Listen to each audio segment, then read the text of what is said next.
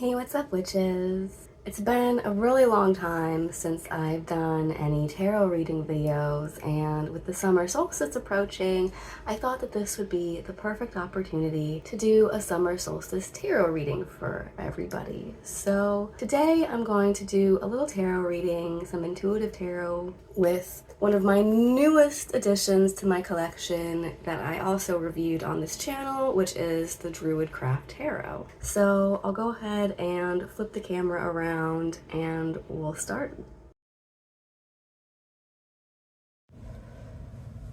Okay, so I've shuffled the cards and asked for help from the goddesses, ancestors, the Norns to help me in this reading, provide any insights.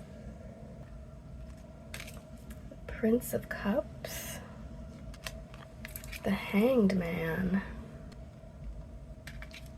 and the Seven of Cups.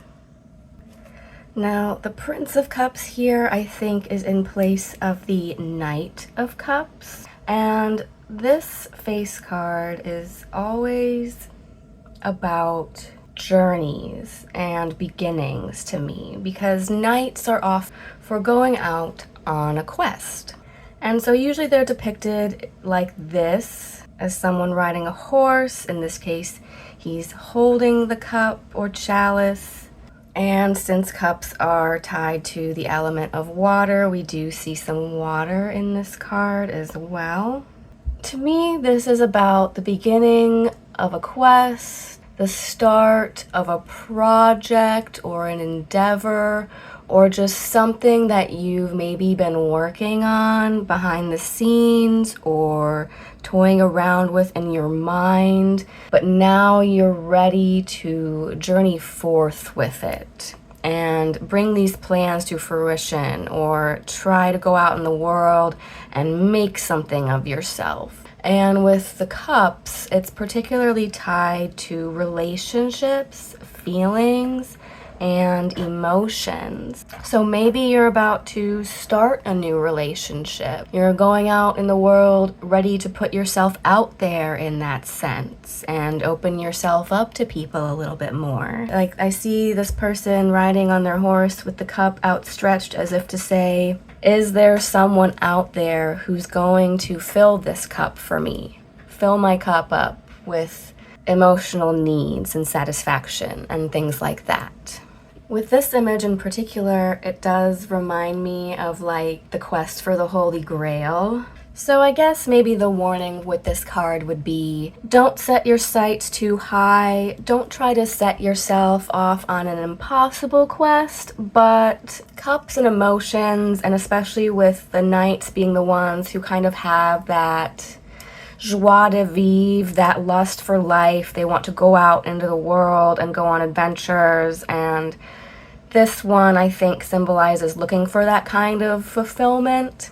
And so I would say maintain your ideal. It's a good thing, I think, to be an idealistic, compassionate, and empathetic person. But make sure that when you do go to give your cup to the right person, that it is the right person, and that it's someone who, or something, whether it be a relationship or just a creative endeavor or just something that you love and are passionate about. Maintain that feeling, that excitement, but don't be led off trail by illusions or people who are portraying themselves as living up to these ideal.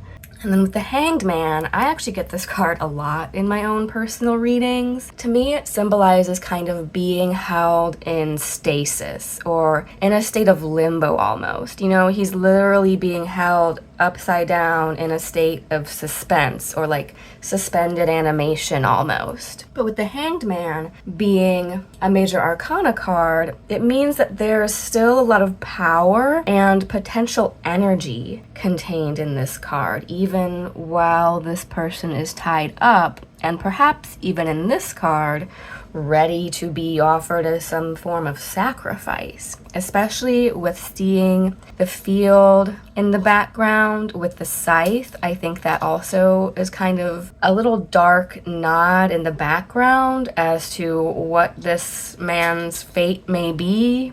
what might be in store for him. And I'm also getting a lot of Freyr energy coming off of this card with the imagery being depicted. Since it is the Druid Craft Tarot, we do know that whether or not it might be Roman propaganda, they were said to perform human sacrifices. And Freyr being a fertility god and tied to the crops, which we see in the background. We see some berries here in the foreground, which I also often tie to him and his sister Freya. I always give them the first fruits that I harvest from my own garden, especially the berries. And so I think this is perhaps an embodiment of Freyr as the fertility and harvest god, as that being who is sacrificed and cut down with the harvest each year to provide that energy and that fertility that the earth and that the crops and fields need in order to grow and provide us with the abundance and nourishment that we need. And so maybe this card is saying that in order to fulfill these dreams, ambitions, projects, relationships,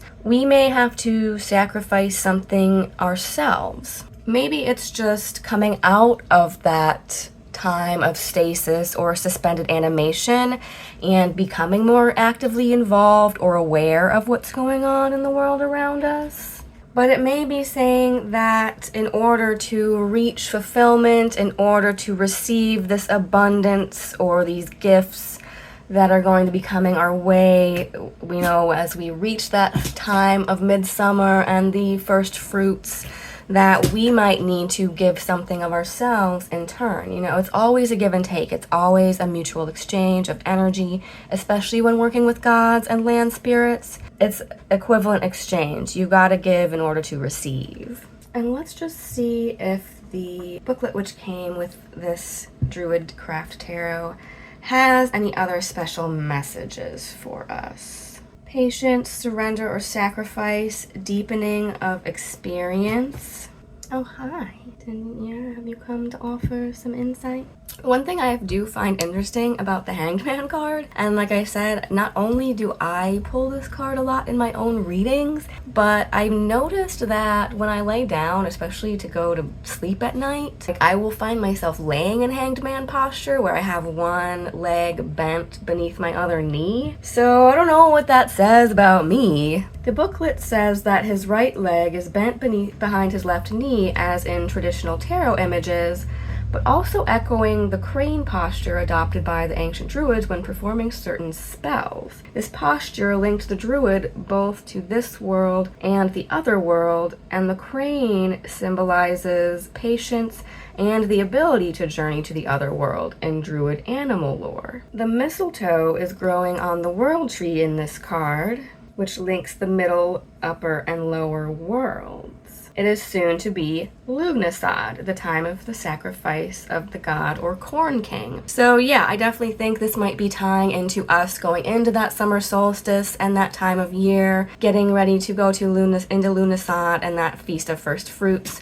So just keep those fertility gods in mind, keep Freyr and the corn and the grain god in mind. We're definitely getting into that peak of Vonner vibes energy as we get into midsummer and those hotter months of the year, and those energies are definitely coming to the forefront. And this booklet says that the Hanged Man signifies also a deepening of experience. One of the most powerful experiences of initiation comes when we surrender. When we allow ourselves to let go of divine power and simply wait, as if in suspended animation. Oh my god, not this book like literally quoting my exact words here. With no expectations or demands. So much of our journey through life is controlled by the parts of our personality that seek attention and approval, status, or power, as in, maybe these knights going forth into the world. Yet when we suspend these concerns and let ourselves undergo genuine initiation, we discover the paradoxical truth that freedom comes from commitment and independence comes from acceptance of our interdependence, and that understanding comes from letting go of our attempts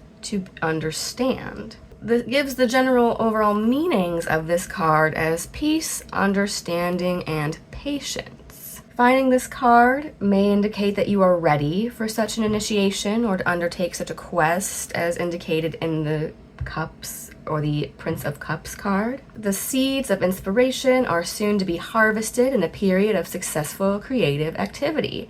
But first you are asked to be patient, for the Hanged Man signifies above all a time of waiting and patience. For when this is done consciously, the awen of inspiration can be distilled to the point when its 3 drops are ready to infuse you with your power. So even if you feel much like I have for the past couple months to years, like we're not getting anywhere in life, you're waiting for that new job, that new promotion, that new sense of inspiration or creativity to strike and propel us to do something, it's okay if it doesn't happen. I've been asking for a new job now for I don't know how long. And while I'm not getting those new opportunities coming my way just yet, I am still getting other new opportunities. So maybe just because we're not getting exactly what we're asking for, or we feel like we've been stuck in a rut for the last couple months or for this winter, things are getting ready to change. So don't rush. You don't have to rush into anything. It's okay to just stay where you're at, stay in this space of suspended animation and take everything in that's going on around you and wait for things to come your way, or just observe what's going on in the world around you before you just leap into anything. And that brings us into the 7 of Cups. So we're back in the realm of emotions, and this guy definitely is looking like he's going through it. He's looking sorrowfully down at this pool of water. So we see the element of water coming into play again, and we see these cups, 6 cups, kind of either reflected in the water or perhaps sitting at the bottom of the pool where he can't reach them. So he's just staring into this pool, staring longingly at these cups that he doesn't have or can't reach, while completely forgetting that there is a cup which is completely full in this image sitting right next to him. So along with the Prince of Cups kind of being the one that wants to start new things and initiate new projects or beginnings or go out into the world, we have the Hanged Man who's kind of saying it's okay to take a step back. It's okay if everything's not happening along the timeline that you want. Don't sink down into the depths of sorrow or get too pensive or self-reflective about it, because we might get too stuck in our own heads. If you are anything like me, you will do that a lot. We get caught up in our own heads. We don't have anyone else to bounce ideas off of, so we're just kind of ruminating and brooding on everything within our own minds over and over again, or rehashing things from the past over and over again, looking for different outcomes, looking for closure, you know, some type of emotional fulfillment. But I think this card is definitely warning us not to get too caught up in that and too stuck on the past, too stuck in our own heads, and to pay attention to what we actually have. He doesn't have all 7 cups. Maybe he wants more out of life. Maybe there is something more we're wanting or looking for that we're going to be going out in search of. But don't neglect what you already have. So I think perhaps the Hanged Man is kind of the balance point, hanging in the balance between these 2 cards, where it's okay to have that lust for life, especially as we go out into the summer months. I'm emerging from my hibernation cave, ready to go out and enjoy the warm weather, seek out community again, and those relationships. Everything needs balance. Everything needs moderation. Put yourself out there, but it's okay if you feel like everything's not coming your way during these summer months. You can go out in search of it, but if you don't find what you're looking for, it's important to also always take stock and be grateful for all the things that you already have and have already been given. Often in my personal practice, when I am working with gods or going to the altar to give them offerings, it's not really that I'm seeking them out to ask something of them in particular. I'm usually just going to give offerings and prayers out of gratitude or thanks for everything that they have already given to me, whether I was able to see it at the time or not, or whether I'm ever able to see all that they've done for me and notice it. I'm still going to acknowledge it and give thanks for that. So let's see what the booklet says. Seduction, illusion. The richer our imaginative and creative life, the more varied the dreams and visions that we can conjure with our souls.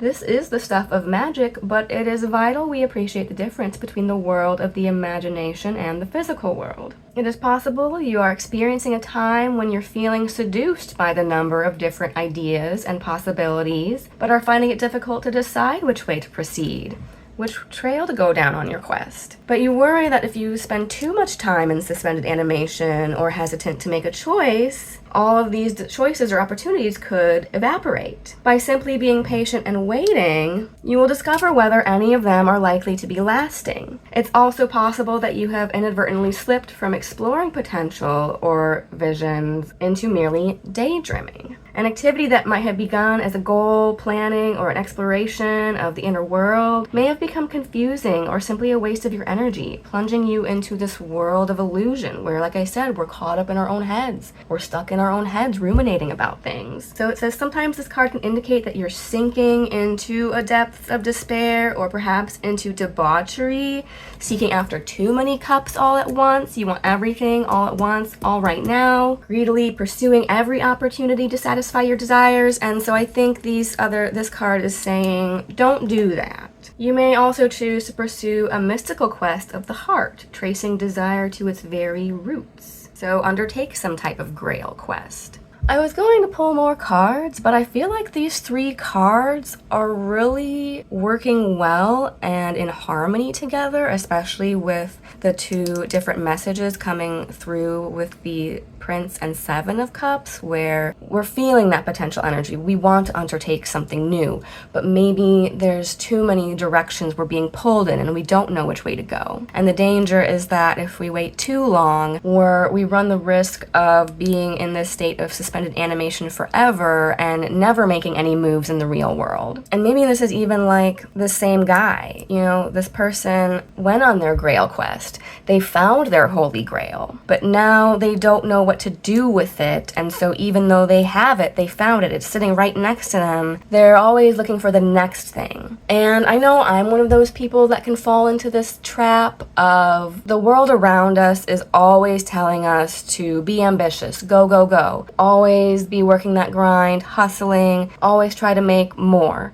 We've always got to be progressing. We've always got to be making more money. We've always got to be these ambitious people who want to take on every opportunity that's thrown our way. Or even if we have accomplished one of our goals or done something that we set out to do, we don't give ourselves enough time to appreciate that and take credit for it and take stock of that. You know, like we've done something really big that we're proud of, but the world isn't acknowledging it, or we're not taking time to acknowledge it. We're just like, okay, I did that, now on to the next thing. Now I've always got to be thinking about what's next, doing something bigger, better. And so I think these cards are saying that when you have a goal or an idea in mind, even after you've accomplished that goal and found your holy grail, just take a beat. Take a beat to acknowledge that, to be proud of that fact. It's okay to kind of sit back and rest on your laurels for a little while and just acknowledge like, hey, you know what? I did this. This is a big accomplishment. I'm proud of this. I don't always have to be jumping right into the next thing or saying, okay, I did that, but now what? How can I do better? How can I make the next thing bigger? Kind of like I said with offerings and just taking stock of what we already have and being grateful for it. Take stock of everything that you have already accomplished, even if it seems little, or even if you're the only one acknowledging that you did that thing or that knows that you did it. Before you go jumping right into the next thing, acknowledge how far you've already come.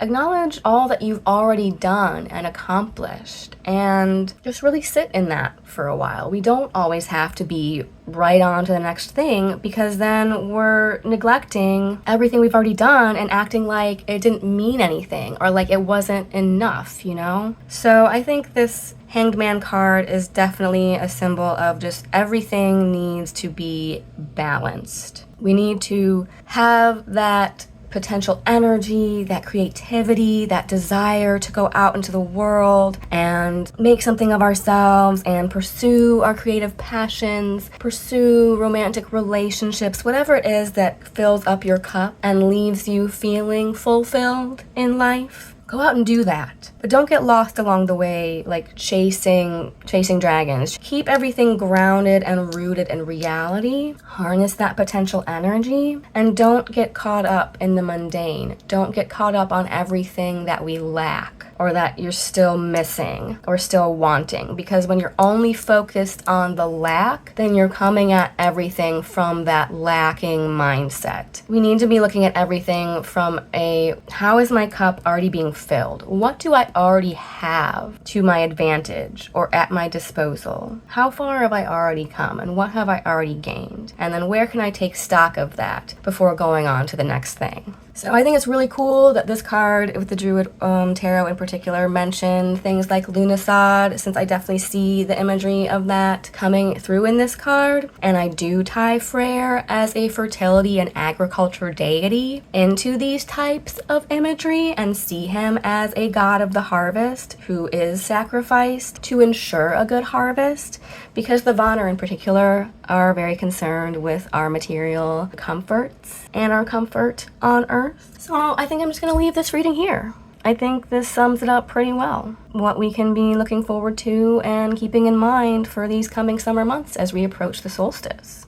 So that about sums up this reading. Thank you guys so much for joining me. I hope that this reading was helpful and insightful for you, and I look forward to possibly trying to do more of these in the future. I know it's kind of been a long time since I've done one. Tarot is so much fun for me, and I enjoy doing these intuitive readings and then seeing how my own intuitive interpretations kind of match up with the official interpretations or guidebooks. It's a fun way for me to like practice my skills and see if I can remember meanings for cards, what kind of insights I get without always having to open up a book. So it's good practice for me, and then as I kind of get into the flow of speaking about the cards and what meanings are coming through to me, I always think it's interesting to see where that train of thought ends up taking me and what kind of like insights or input might be coming through from like goddesses, Norns, and whoever else helping with these readings, because like I'll just notice I'll start off by speaking slowly, and then the more I start talking about a card, it's like the information just starts coming and flowing through me more smoothly, and I start just getting insights about like, oh yeah, say this, make this connection. But with these three cards in particular, it was really interesting to me to see how they connected to each other and kind of formed this cohesive storyline, because we don't always get that with random card pulls. So yeah, this was really fun and insightful for me.